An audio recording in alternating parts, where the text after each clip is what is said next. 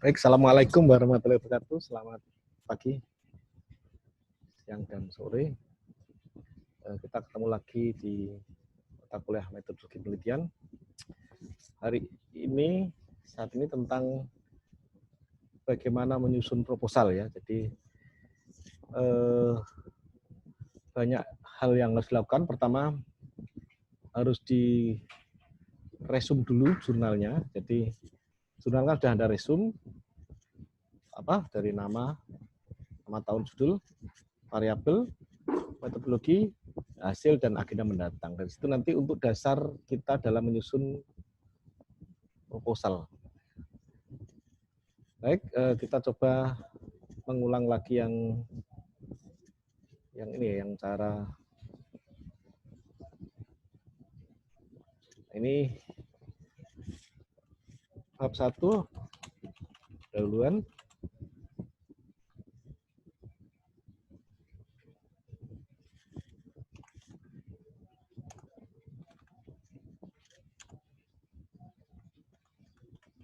Isinya apa? Satu-satu adalah latar belakang.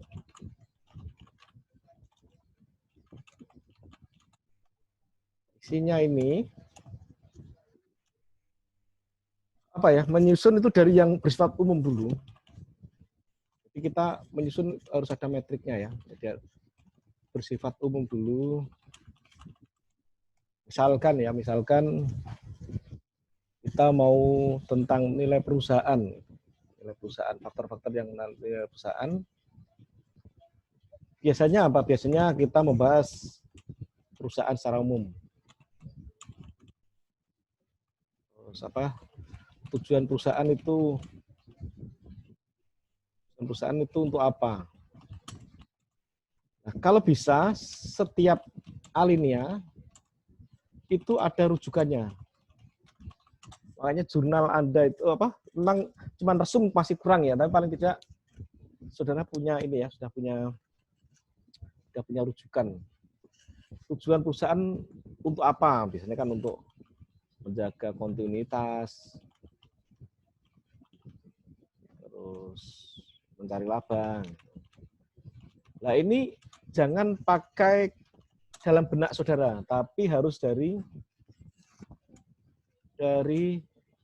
artikel. Dan namanya juga ilmiah, itu kan berarti harus ada yang sudah pernah meneliti begitu. Terus di sini setelah tujuan perusahaan nanti menyinggung tentang nilai perusahaan, karena kita kan judulnya kira-kira nih ya, faktor yang mengaruhi. Waalaikumsalam. Monggo Bapak. Mengaruhi nilai perusahaan dengan bla bla bla sebagai variabel intervening. Karena seperti ini ya, judulnya nanti ini di bawahnya ada contoh skripsi dari kakak kelas namanya Khaidir. Saya sudah izin dan diperbolehkan. Mungkin bisa membantu. Nanti filenya ini saya kirim. Meskipun ini file ini belum benar betul ya, masih banyak koreksian. Karena ini juga posisinya masih saya koreksi waktu itu filenya. Tapi beliau sudah lulus, tapi sudah diizinkan. Sudah diizinkan tadi kemarin saya izin diperbolehkan untuk kita pakai. Nilai perusahaan. Jadi di sini menjaga kontinuitas, mencari laba, terus misalkan ditambah lagi untuk mencapai nilai perusahaan yang apa misalkan, karena sudah langsung nyangkut variabel terikat. Kan sudah paham variabel bebas, terikat, intervening, moderating, dan satu lagi kontrol sebenarnya, tapi saya masih mencari contoh ya. Oke, dari artikel, terus berikutnya nilai perusahaan itu apa? Artinya diartikan. Jadi sekali lagi memang di latar belakang itu tidak boleh terlalu banyak definisi, tapi bukan berarti terus tidak ada. Harapannya ada yang variabel terikat dan variabel bebas nanti sedikit saja, tapi jangan terlalu banyak definisi. Nilai perusahaan itu apa? Dijelaskan dulu. Nah, ini paling tidak satu variabel, satu alinea. Ingat dalam kesalahan umum itu alinea sering sekali nggak ditulis menjorok ke kanan gitu.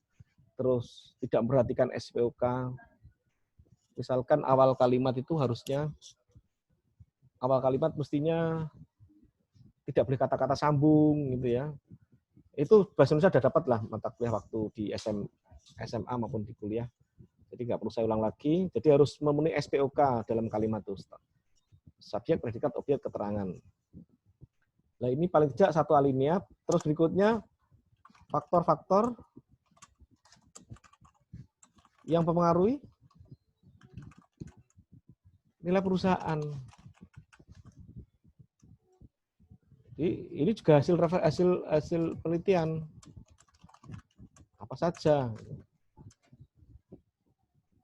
Ditulis, terus ada beberapa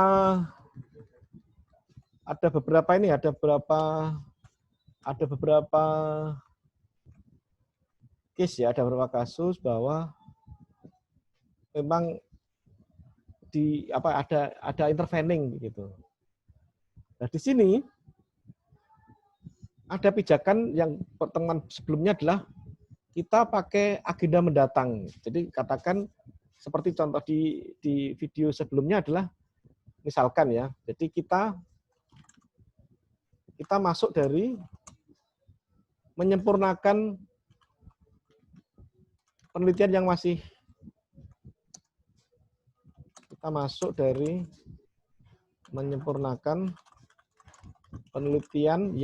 menyisakan kelemahan. Nah, ceritanya coba tak ambil dari ini ya. Ceritanya kemarin dari Astohar ya, misalkan dari Astohar yang di pertemuan perumusan masalah itu ada 3 ya, menambah objek, yang kedua lupa, yang ketiga adalah menambah variabel. Misalkan seperti itu. Tapi kasus ini nanti lain ya, misalkan seperti itu ya, misalkan. Jadi kita ada penelitian yang suruh menambah. Jadi kalau dari permasalahan dari akuntansi kan dialektik gitu ya, permasalahan dari dialektik menyempurnakan penelitian yang sudah ada. Nah, di sini berarti kita menambah. Jadi di sini kan ini sudah ada reset gap ya, sudah muncul reset gap dari apa? Dari yang keempat itu ya, keempat masih ingat apa itu? Penelitian yang menyisakan kelemahan. Nah, kita tutup di situ karena ada kelemahan. Apakah dari sini saja? Tidak, dari yang reset gap yang ketiga. Jadi penelitian yang masih kontradiktif atau satu dengan yang lain beda boleh. Syukur-syukur ya menyisakan kelemahan dan menambah, dan reset gap yang ketiga itu yang penelitian ada perbedaan antara satu dengan yang lain. Oke, dari sini menyisakan kelemahan. Terus berikutnya apa? Kita perlu menambah. Jadi kita menambah variabel.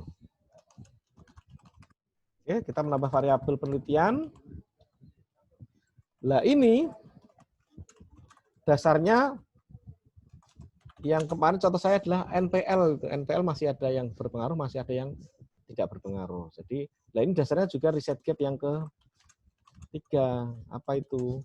Yaitu perbedaan antara peneliti yang satu dengan yang lainnya pada variabel tertentu. Kalau di saya ada NPL itu ya, ada NPL, variabel NPL itu. Oke, terus setelah itu kita muncul objek. Kita milih objek penelitian. Nah, dasar mengambil objek penelitian, memang ini agak sulit yang ini ya. Kalau bisa sampai sini bagus. Dasarnya adalah fenomena bisnis. bisnis. Kalau pendekatan akuntansi itu yang ketiga itu. Pendekatan apa itu yang ketiga itu? Oke, coba kita buka lagi ya. Kita buka lagi pendekatan yang akuntansi itu pendekatan apa itu?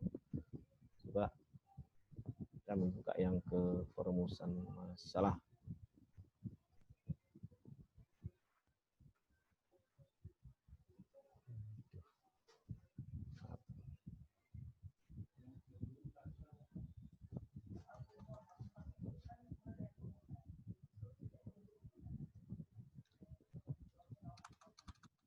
Berdasarkan yang ini kan riset gap ini tadi. Berarti kalau pendekatan akuntansi yang apa? Pendekatan yang dialektik, diusulkan pengembangan teori baru atau metode yang telah ada.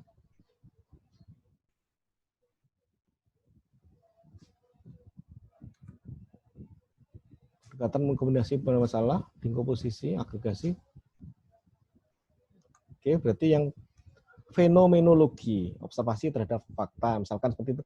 Dari ini bisa perkiraan, fenomenologi, konsensus maupun pengalaman.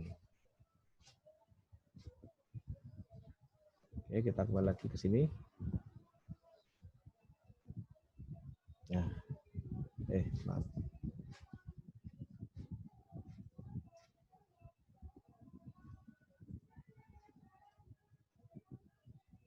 Di sini. Jadi objeknya kalau bisa ada dasarnya, tapi untuk tugas proposal ini, tapi kalau skripsi sebaiknya memang kita milih objek dasarnya apa? Ada fenomenologi atau ada kejadian. Oke. Terus setelah itu sudah mengerucut ke berarti paling nggak menu ini ya 1, 2, 3, 4, 5, 6, 7, 8. Paling tidak yang ini menambah variabel ini paling tidak ada nanti ada 3 alinea lah, 3 alinea di sini. Terus objek ini 1 alinea cukup atau syukur ini 2 alinea. Setelah itu baru kita tertarik meneliti. Meneliti ya, tapi jangan seperti waktu saya skripsi berdasarkan pertimbangan tersebut kita tertarik dengan mengambil judul, kalau bisa jangan seperti itu. Itu zaman saya, kalau zaman sekarang jangan. Kalau bisa dihindari bla bla bla, mengambil judul itu. Ini kalau bisa dihindari karena itu zaman saya sudah seperti ini. Maksudnya apa? Kalau bisa dihindari, kalau nggak bisa ya gimana lagi begitu. Terus perumusan masalah. Nah, memang ini ya perumusan masalah kalau bisa perumusan masalah kalau bisa itu tidak ini ya, tidak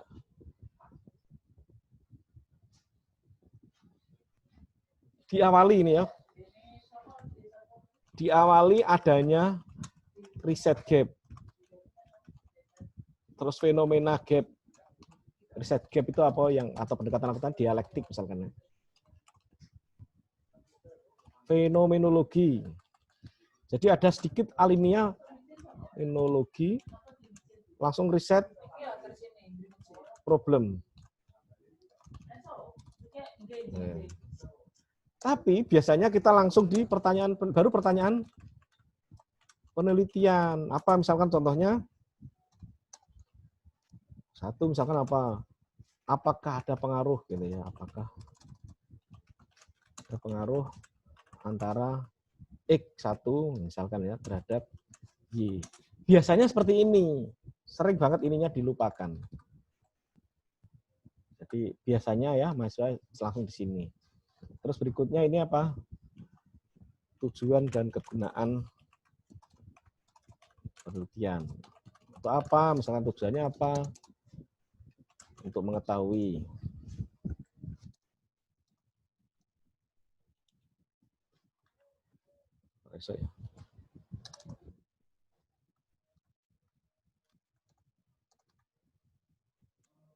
Untuk mengetahui.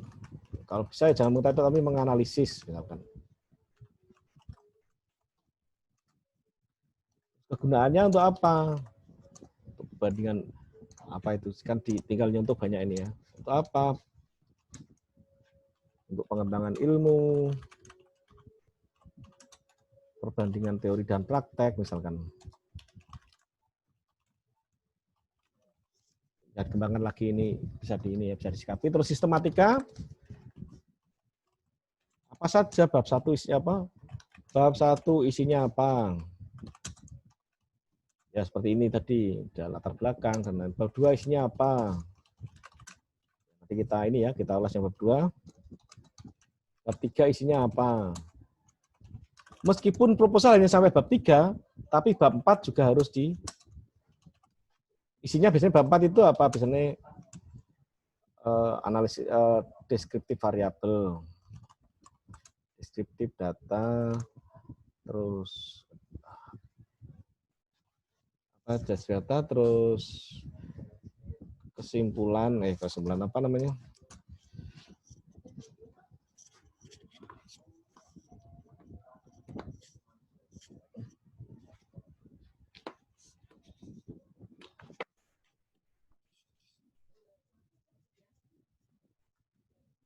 Nah, misalkan deskriptif variabel, terus analisis deskriptif, analisis inferensial, dan pembahasan. Terus bab 5, meskipun adalah penutup yang berisi apa? Kesimpulan, saran, kelemahan penelitian, dan agenda mendatang. Jadi isinya seperti ini ya, di sistematika. Terus berikutnya, meskipun nanti ini ada penyesuaian yang disesuaikan aja lah, tapi nggak jauh beda isinya nanti ya. Terus bab 2, telaah pustaka dan pengembangan model.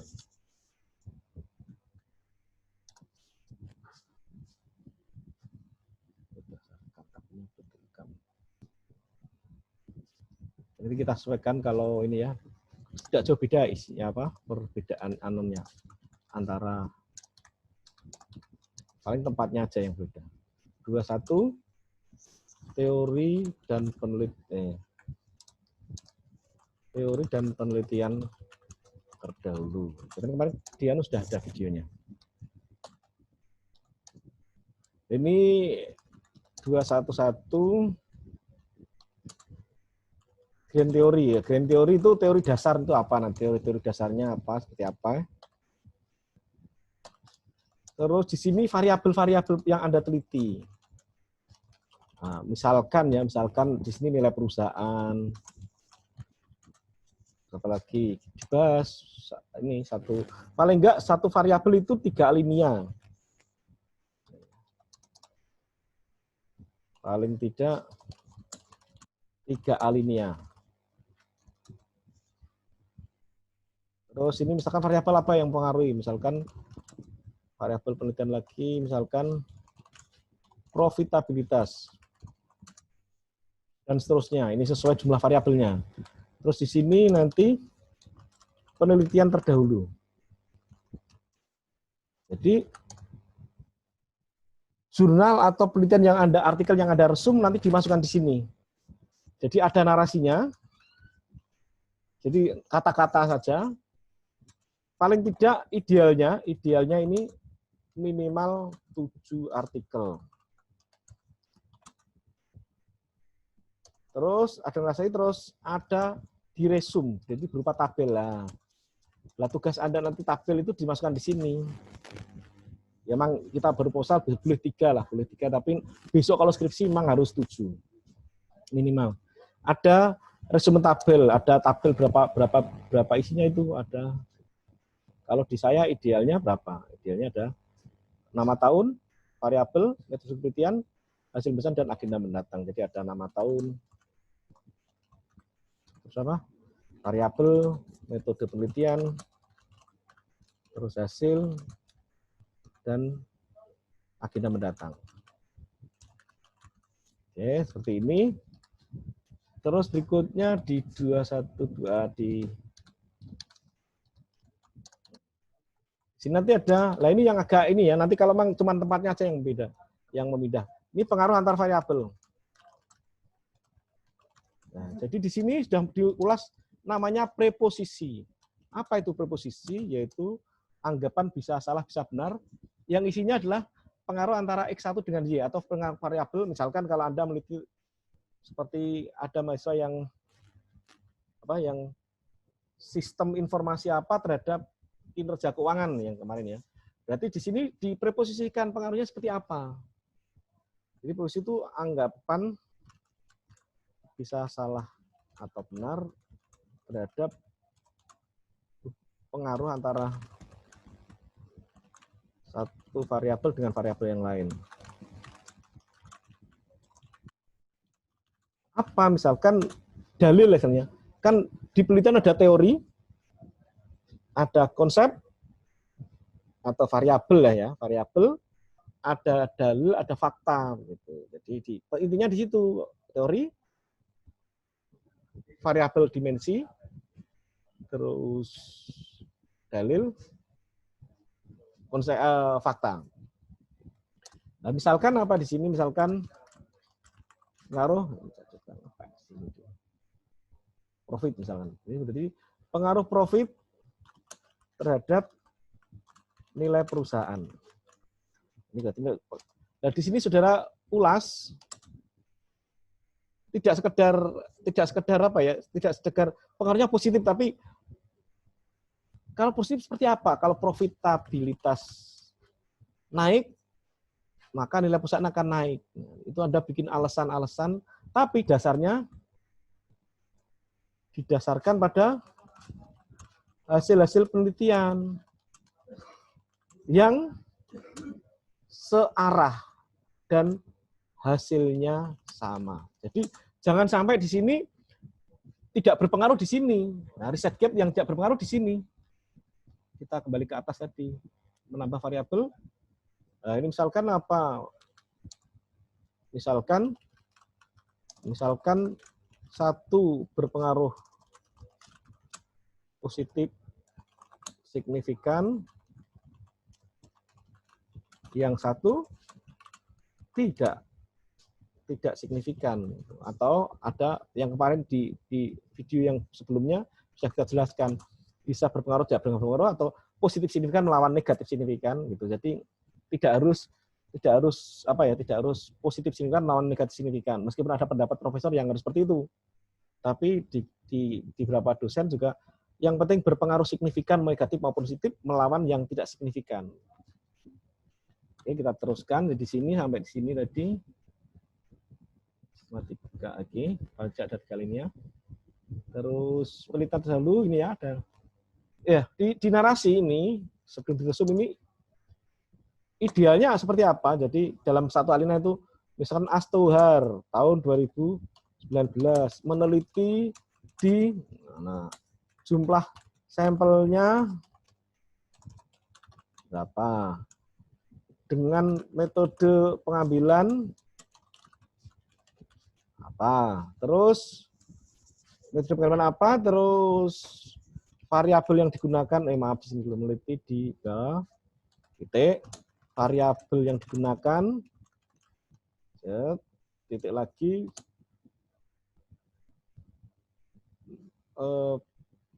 jumlah sampel yang digunakan ini ya, jumlah sampel yang sampel sebesar dengan ini. Terus berikutnya hasil penelitiannya adalah, nah ini paling tidak ada idealnya dalam baris itu, dalam alinea itu idealnya adalah 7 sampai dengan 9 baris. Ya, karena kalau pas skripsi nanti ada yang alinea terlalu banyak, ada yang terlalu sedikit gitu. Terus di resume jangan lupa. Setelah itu pengaruh antar variabel ini ya. Terus setelah itu di kerangka pikir, nanti ada kerangka pikir itu di sini ya, di 22 nih kerangka pikir. Kerangka pikir yang ada gambarnya gitu ya. Terus berikutnya adalah hipotesis. Ini yang nanti mungkin ada perubahan sedikit, tapi tinggal pindah tempat, jadi nggak terlalu prinsip lah. Langkah pikir nih berupa gambar. Tapi memang sebelum gambar sebaiknya ada narasinya lah, gitu. Ada prolognya atau prolog. Prolog itu ada kata-katanya. Memang banyak yang mahasiswa yang nggak pakai seperti itu ya. Ini kan kita bicara idealnya. Oke, berikutnya yang bab 3.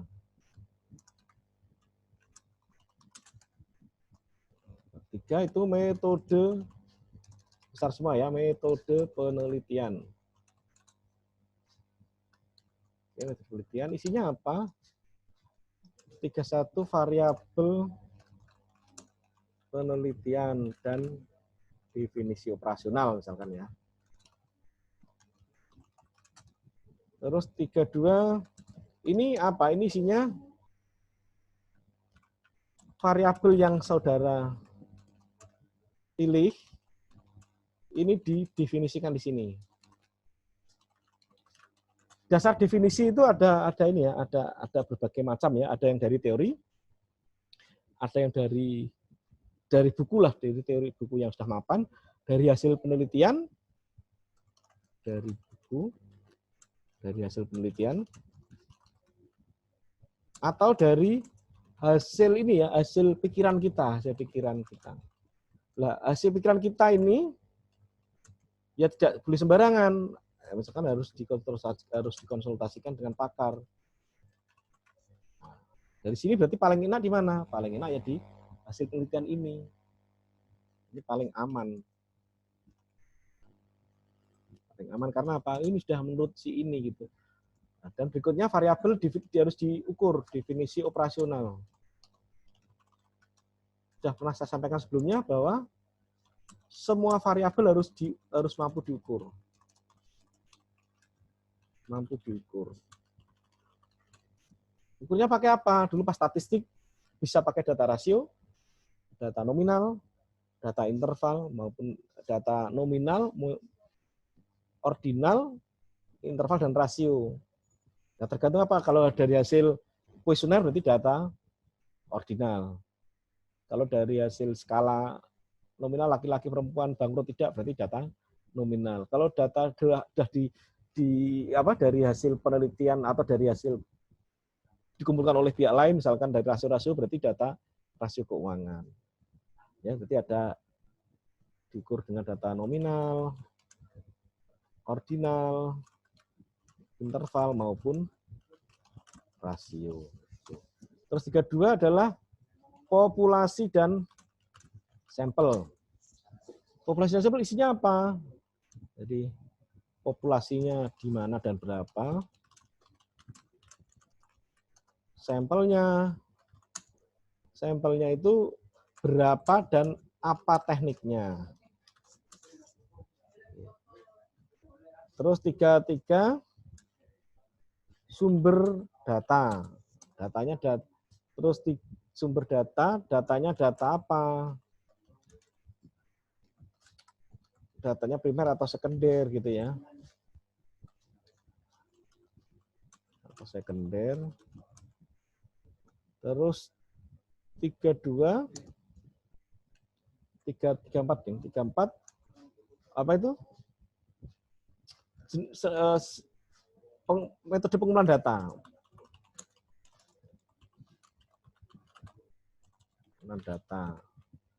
Metodenya pakai apa? 35 alat analisis data. Nah, biasanya mahasiswa di sini yang alat analisis sudah nyopot lah kalau sudah nggak persis di copy paste gitu. Tapi jangan lupa kalau copy paste juga harus disesuaikan dengan penelitian Anda. Saya berapa kali menemukan penelitiannya SDM, tapi di sini tentang akuntansi. Wah, kelihatan banget begitu. Kualitas itu bisa, misalkan alat analisis data bisa, kalau datanya pakai kuesioner berarti bisa uji instrumen misalkan ya. Ini uji validitas dan reliabilitas. Ini dapat dari ini kalau datanya kuesioner. Kalau nggak kuesioner nggak perlu ini berarti kan. Kalau tidak kuesioner berarti tidak perlu ini, tidak diperlukan ini. Terus 35152 biasanya apa? Biasanya adalah uji penyimpangan asumsi klasik.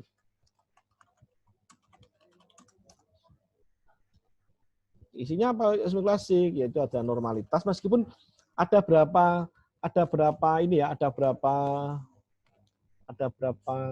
dosen yang normalitas tersendiri, tapi digabung juga dapat uji normalitas, uji multikolinearitas, uji heteros, pedastisitas, dan uji autokorelasi. Nah, ini coba autokorelasi. Begini ya, biasanya kalau pakai kuesioner, atau istilahnya silang waktu, nggak perlu autokorelasi, begitu ya. Tapi kalau datanya pakai data rasio, itu perlu autokorelasi. Daripada pusing, sudahlah pakai semua, begitu ya. Terus 353, uji fit data. Datanya fit atau tidak. Ini biasanya yang zaman dulu adalah uji simultan. Oke, terus 354, uji persamaan regresi berganda. Terus 355, uji hipotesis. 356, pakai uji koefisien determinasi. Ini kalau pakai regresi, kalau pakai logistik ya menyesuaikan. Jadi Anda bisa sesuaikan dengan pakai chi-square yang menyesuaikan. Ini yang paling sering pakai regresi linear berganda. Ini kalau ini misalkan ini pakai apa namanya? Kan moderating, intervening. Berarti kalau intervening berarti tambah uji Sobel test. Misalkan kalau intervening. Kalau bisa juga kalau dia pakai apa? Moderating berarti uji moderasi. Uji moderasi itu lebih dikenal apa? Moderasi. MRA moderatir. Ini bisa pakai apa? Untuk apa? Untuk kasus moderasi, moderating. Apa saja yang di sini biasanya di apa? Uji interaksi, selisih mutlak, dan apa? Residual. Selisih residual seperti ini. Jangan lupa diakhiri dengan daftar pustaka, terpisah, lembar terpisah, daftar pustaka. Lah mestinya kalau yang sekarang memang sudah pakai, saat ini sudah pakai program Mendeley, sudah pakai program Mendeley ataupun ENUT. Kita sesuaikan nanti, kalau memang belum ya, kalau belum ya masih manual, kalau belum ya berarti pakai manual, ngetik satu-satu begitu. Oke, seperti ini, coba ini ada contoh dari skripsinya kakak kelas.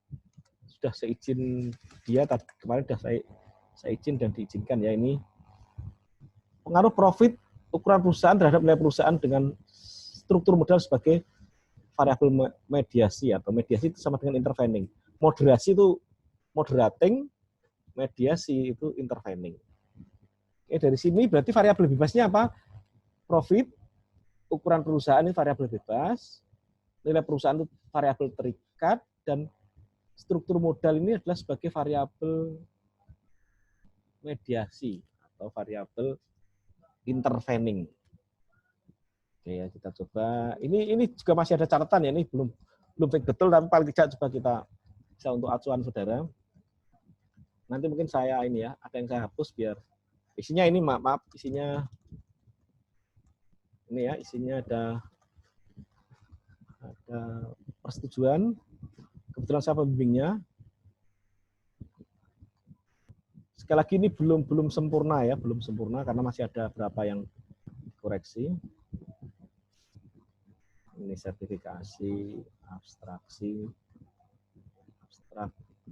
Nggak perlu ini ya, ini nggak perlu nanti kata-kata juga nggak perlu, langsung nanti di halaman ini, nanti di halaman latar belakang pendahuluan. Oke, sedikit lagi. Nanti ini saya hapus yang itu. Nah ini dia sifat umum dulu, kondisi ekonomi global seperti apa secara umum dulu, perkembangan perusahaan industri masih secara umum, terus nilai perusahaan. Nah mestinya ini nggak boleh sebenarnya ini ini seperti ini, sekaligus tak koreksi ini ya. Ini karena masih yang nggak terakhir ya, nggak apa-apa. Filenya yang saya cari ketemunya ini ya sudah pakai. Mestinya ini dihindari karena kata sambung di awal kalimat. Ini langsung aja bertambahnya jumlah perusahaan, begitu kan subjeknya berarti pertambahan perusahaan. Terus, lah di sini mestinya ada di kalimat terakhir ada nilai perusahaan biar masuk ke sininya enak. Ini kan dia berupaya setiap alinea ada apa ini berarti pakai mendeli kalau seperti ini, pakai mendeli. Kalau sudah ini kan klik itu sudah pakai mendeli. 1, 2, 3, 4, 5, 6. Nah, di sini saya minta 7 baris. Kalau 7 baris ideal. Ini perusahaan menggunakan ini diukur dengan, jadi ini masih umum langsung ke variabel terikat itu ya. Terus ini perusahaan dilakukan, ini faktor yang pengaruhi perusahaan memiliki kebutuhan dana. Oke. Terus ini faktor yang pengaruhi. Nanti saya coba kirim yang lainnya juga ya, saya cari juga file-file yang lain. Oke, permasalahan dalam penelitian adalah perbedaan hasil penelitian diadakan oleh ini Dewi dan Setiarta, di mana hasilnya adalah profit berpengaruh positif, sedangkan terhadap modal, sedangkan menurut ini menyatakan bahwa berpengaruh positif tapi tidak signifikan. Nah, ini riset gap-nya di sini. Ini juga ada banyak riset gap. Sebanyak variabelnya, bisa 3 alinea, bisa 4 alinea. Ini banyak sekali punya si Haider. Oke, terus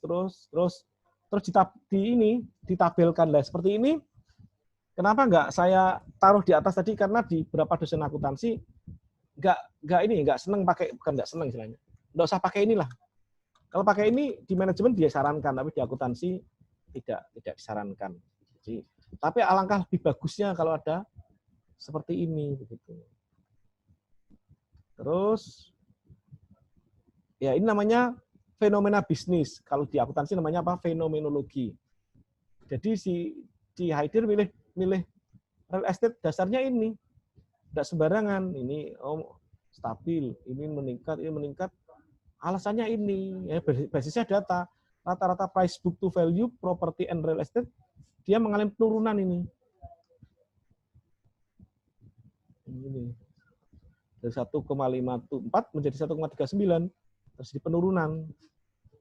Turunnya berapa? Ya bisa dicari. Ini 1,39 dikurangi 1,5 dibagi ini kali 100, ketahuan turunnya berapa persen. Mestinya ada itu turunnya berapa persen gitu ya. Nah, ini namanya reset gap ini. Reset gap. Terus ini namanya fenomena bisnis. Nah, ini fenomena bisnis. Baru apakah profit berpengaruh ini? Jadi ini pertanyaan penelitian. Oke, kita teruskan lagi. Ini ya sama tujuan, tidak usah ini untuk menganalisis. Tadi saya di atas untuk mengetahui atau menganalisis berarti kita lebih apa ya? Lebih bagus, lebih tinggi tingkatannya menganalisis. Ini ada yang apakah, ada yang bagaimanakah. Manfaatnya ini tinggal sesuaikan aja. Ini apa? Sistematikanya meskipun hanya sampai bab 3 tapi bab 4 juga harus diulas, bab 4 dan 5 harus ada isinya. Nah, ini yang tadi bab 2 ada grand teori, landasan dan penelitian terdahulu, teori-teorinya ini. Teori-teori dasarnya trade-off atau teori packing, teori signaling, banyak teori yang dipakai ya. Nilai perusahaan tadi apa? Karena variabel terikatnya nilai perusahaan, taruh di atas, sejak di bawah teori. Terus profit mungkin setelah ini. Nilai perusahaan terlalu banyak ini, 3 sudah cukup sebenarnya, tapi ini banyak, bagus. Struktur modal, karena interveningnya struktur modal. Setelah itu profit dan ukuran perusahaan. Bagus ini banyak sekali. Ya, semakin banyak semakin bagus ya. Profit minimal 3 ini. Kali ini ya, tapi ini di ukuran perusahaan, ya, variabel-variabelnya, setelah itu terus penelitian terdahulu. Nah, penelitian terdahulu ini dinarasikan. Safitri ini terus setelah itu dibuat tabel. Ini kalau nggak salah perintah jalurnya ada lebih dari 10 ini. Setelah itu dibuat tabel. Nah, seperti ini. Ini kurang satu ya, artinya agenda mendatang. Nah, tadi saya sampaikan, bahkan ada yang dosen cuma tiga linia, tiga kolom, boleh. Tapi kalau saya senang sampai dengan agenda mendatang. Oke, ini dibuat tabel resumenya. Ini ada berapa dia penelitian jalurnya? Ternyata ada itu 16, ada 16. Anda minimal berapa nanti? Ya 3 sampai 7 lah. Ini salah, mestinya pengaruh antar variabel. Ini tadi yang saya sampaikan harus didukung paling enggak 2. Artinya kita buat hipotesis. Profit berpengaruh positif terhadap struktur modal. Terus ini yang pengaruh antar variabel. Sesuai dengan jumlah variabelnya, kalau dia pakai intervening juga, pengaruh struktur, terus interveningnya ada di hipotesis kan. Struktur modal berpengaruh terhadap perusahaan, terus interveningnya pengaruh struktur dimediasi oleh profit. Jadi pengaruh memediasi, benar nih kata tadi. Pengaruh struktur atau sebenarnya gini, struktur modal memediasi profit terhadap enggak usah ada pengaruh. Ini enggak perlu ada pengaruh nih, langsung aja apa? Struktur modal memediasi pengaruh profit terhadap perusahaan.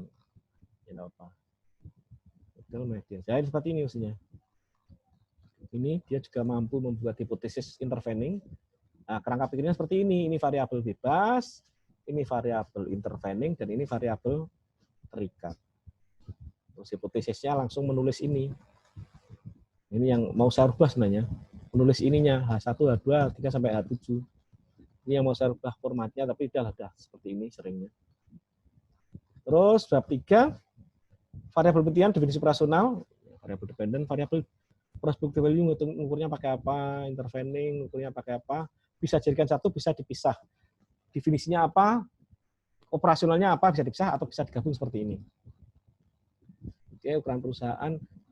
Sekali lagi ini disclaimer ya, tidak mutlak benar, tapi paling enggak bisa untuk acuan. Toh ini posisinya masih saya revisi waktu itu. Masih ada beberapa revisi. Makanya kan skripsi revisi di kelas. Ini filenya nanti. Populasi sampel. Oke, banyak seberapa? Dia sudah menunjukkan 41 perusahaan real estate. Ini dia sebutkan perusahaannya apa saja. Kalau nggak bisa menyebutkan, besok nggak apa-apa. Paling tidak bisa menyebutkan angkanya inilah. Yang ini, yang tugas proposal nggak usah sampai ke situ, nggak apa-apa. Sumber dan jenis dan sumber data, jenis data dan sumber data, ini ada. Metode pengumpulan data, metode analisis, deskriptif, asumsi klasik, dan seterusnya. Ini biasanya pada stop di sini ya. Sampai software test. Ini software test, terus daftar pustaka harusnya. Jadi nanti saya cut yang ini ya. Dan daftar pustakanya dia pakai Mendeley, sudah pakai program. Hanya dia praktis ini. Pakai program. Sekali lagi ini hanya untuk acuan, tidak semutlak atau tidak mutlak benar, tapi kita untuk acuan saudara-saudara dalam menyusun proposal, karena proposal kita tunggu nanti lihat perkembangan, paling enggak seminggu nanti saya halo-halo di grup apakah proposal sudah jadi, karena saya juga nunggu perkembangan dari kampus. Misalkan ujiannya 2 minggu lagi berarti harus siap. Kalau ujiannya sebulan lagi ya berarti sebulan lagi. Tapi paling tidak 2 minggu nanti saya halo-halo dulu, saya panggil di grup apakah proposal sudah jadi atau belum. Mungkin saya kira itu dulu. Bisa sekali lagi metode penyusunan proposal ini biar membantu saudara dalam menyusun proposal. Seandainya kasusnya tidak di go public ya tentu disesuaikan, jangan langsung ditelan mentah gitu ya. Misalkan kasus di perusahaan di kantor publik, misalkan di kabupaten, ya tentunya disesuaikan dengan kasus atau tema dari penelitian saudara. Saya kira itu dulu, kurang lebihnya mohon maaf. Selamat menempuh atau menyusun proposal. Semoga sehat selalu dan semoga lancar dalam menyusun proposal dan sesuai harapan. Sekali lagi mohon maaf, saya hanya menjalankan tugas. Kurang lebihnya mohon maaf dan wassalamualaikum warahmatullahi wabarakatuh.